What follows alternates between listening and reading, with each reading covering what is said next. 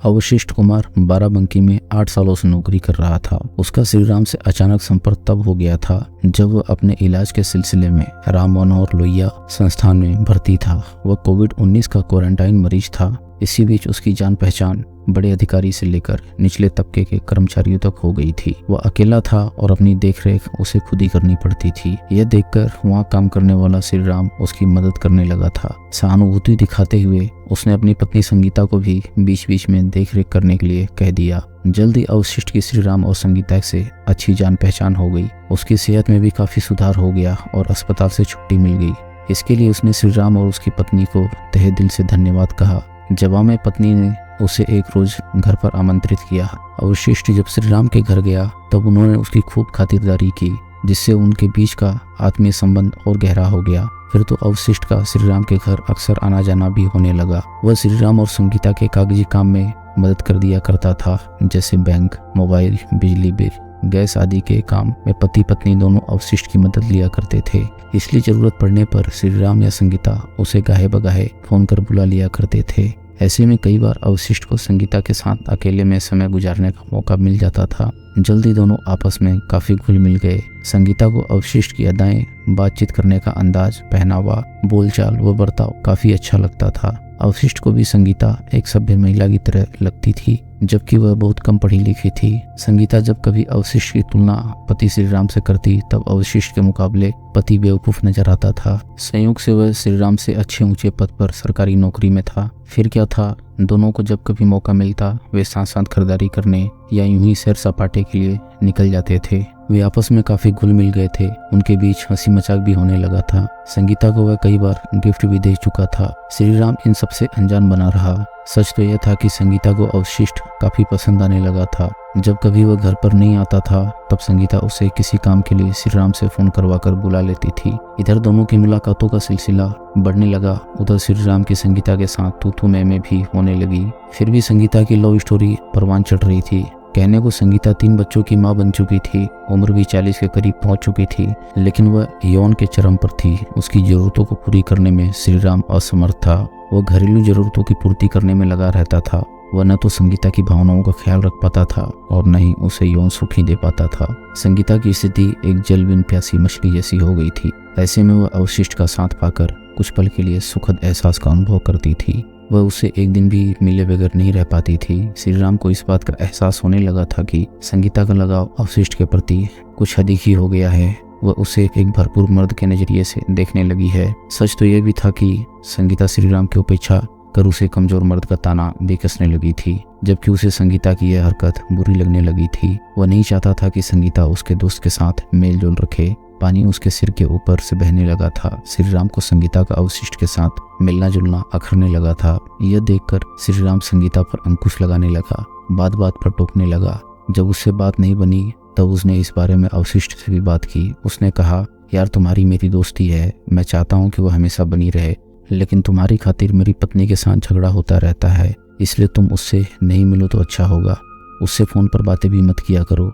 इस पर अवशिष्ट ने उसे जरा खरा सा जवाब दिया, इसमें मेरी क्या गलती है? तुम अपनी पत्नी संगीता पर क्यों नहीं अंकुश लगाते हो? उसे क्यों नहीं समझाते हो? वही मुझे फोन करके बुलाती रहती है। श्रीराम को अवशिष्ट की बात बुरी लगी। वह समझ गया कि उसे संगीता पर ही किसी तरह से अंकुश लगाना होगा, उसे अवशिष्ट से दूर करना होगा। इसके लिए उसने एक तरीका निकाला और संगीता को उसके मायके भेज दिया। लेकिन संगीता भी कहाँ मानने वाली थी। वह तो अवशिष्ट को दिल से चाहती थी, उसके ख्यालों में खोई रहती थी। दिल में उसके प्रति प्यार का तूफान उठ चुका था। शरीर में यौनानंद की कल्पनाएं, अनुभूति के गुबार उठते रहते थे। उसे मिले बगैर रह ही नहीं सकती थी। दूसरी तरफ अवशिष्ट की भी कुछ ऐसी ही स्थिति बनी हुई थी। संगीता के रूप यौन से वह भी काफी प्रभावित था। जब कभी सजी संवरी संगीता के मांसल शरीर के साथ कमसीन अल्हड़ जैसी हरकतें देखता तब उसके कुंवारेपन में एक टीस की अनुभूति होती थी। यही कारण था कि उसके एक बुलावे पर वह दौड़ा दौड़ा मिलने चला आता था। श्रीराम का विवाह संगीता के साथ 27 साल पहले सामाजिक रीति रिवाज के अनुसार हुआ था। तब से वह उसके साथ लखनऊ में ही रह रही थी। विवाह होने के कई सालों बाद गांव गई थी। वहां उसका मन नहीं लगा। 2 सप्ताह में वो अपने पति के पास वापस आ गई। आते ही उसने पति से माफी मांगते हुए कहा कि वह उसका हर कहा मानेगी। अवशिष्ट को जब संगीता के गांव से लौटाने की जानकारी मिली तब वह भागा भागा उससे मिलने आ गया। उस वक्त घर पर श्रीराम भी था। संगीता ने पति के सामने ही उसे रूखेपन के साथ कहा कि वह श्रीराम के रहने पर ही यहाँ आए। इस पर श्रीराम और अवशिष्ट चुप रहे। जैसे ही श्रीराम कुछ मिनट के लिए कमरे से बाहर गया, अवशिष्ट ने जेब से एक मोबाइल निकालकर संगीता को पकड़ा दिया। बोला, इसे छिपा कर रखना, जब बात करनी हो तो इसी फोन से करना। उस रोज चाय नाश्ते के बाद अवशिष्ट चला गया। कुछ दिन बीत गए। इस बीच जब श्रीराम ड्यूटी पर होता था तब वह अवशिष्ट के दिए फोन से बातें करती। अस्पताल में भी श्रीराम की ड्यूटी में शिफ्ट होती थी।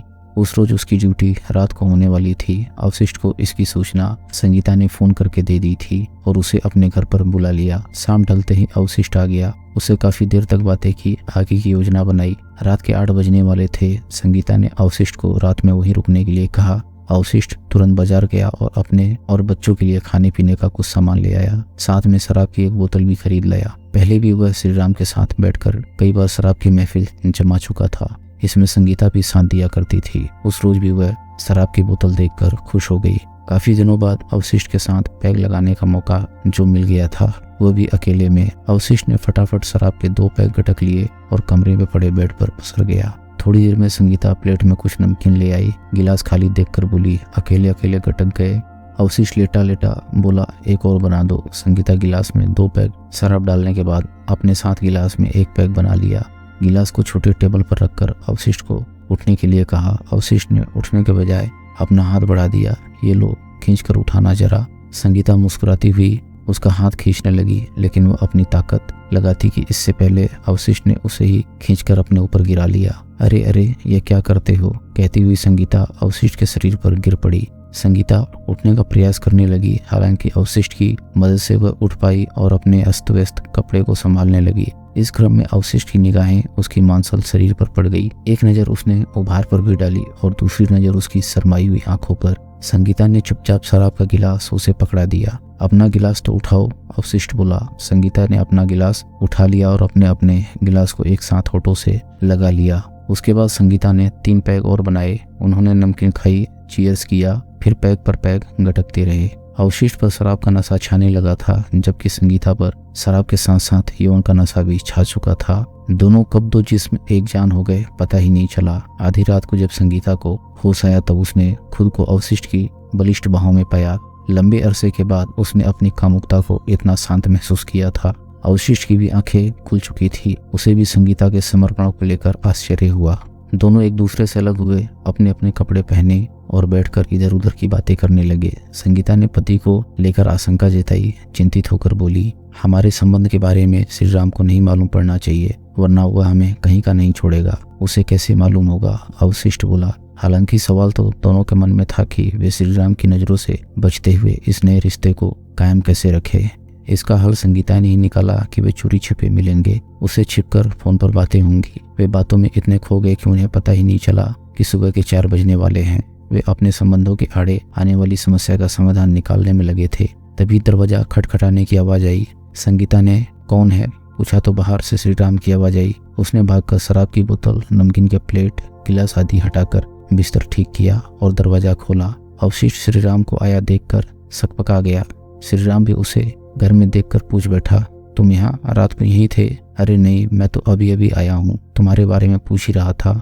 असल में मेरी गाड़ी चौराहे के पास ही खराब हो गई थी। मैंने सोचा कि तुमसे किसी मैकेनिक की मदद मिल जाएगी। यहाँ तुम्हारी जान पहचान का कोई मैकेनिक होगा ही, इसलिए आ गया। अवशिष्ट ने रुक रुक कर अपनी बात पूरी की। संगीता आश्चर्य से उसका चेहरा देखने लगी। श्रीराम बोला, अभी तो नहीं, सुबह 9 बजे के करीब ही मैकेनिक मिल पाएगा, तब तक तुम यहीं रुक जाओ। नहीं नहीं, मैं टेम्पो से घर चला जाता हूँ, सुबह तो होने ही वाली है, कहता हुआ अवशिष्ट चला गया। उसके जाने के बाद श्रीराम ने गुस्से में संगीता से पूछा, सच सच बताओ, वह यहाँ कब आया था? संगीता ने हाथ जोड़ लिए, माफी मांगते हुए बोली, उसने जो बताया सही था। मेरा उसके साथ कोई नाजायज संबंध नहीं है, जैसा तुम समझ रहे हो। उस वक्त तो श्रीराम और ज्यादा कुछ नहीं बोला, सिर्फ हिदायत दी कि आगे से वह उसे अवशिष्ट के साथ देखना नहीं चाहता है। उसके बाद अवशिष्ट कुल 2 महीने तक श्रीराम की नजरों से छिपा रहा, लेकिन संगीता से उसका मिलना बंद नहीं हुआ। वो श्रीराम के नहीं रहने पर अवशिष्ट को बुला लेती थी। इस तरह से उनके बीच नाजायज रिश्ते की रेल चलती रही। पति की नजरों में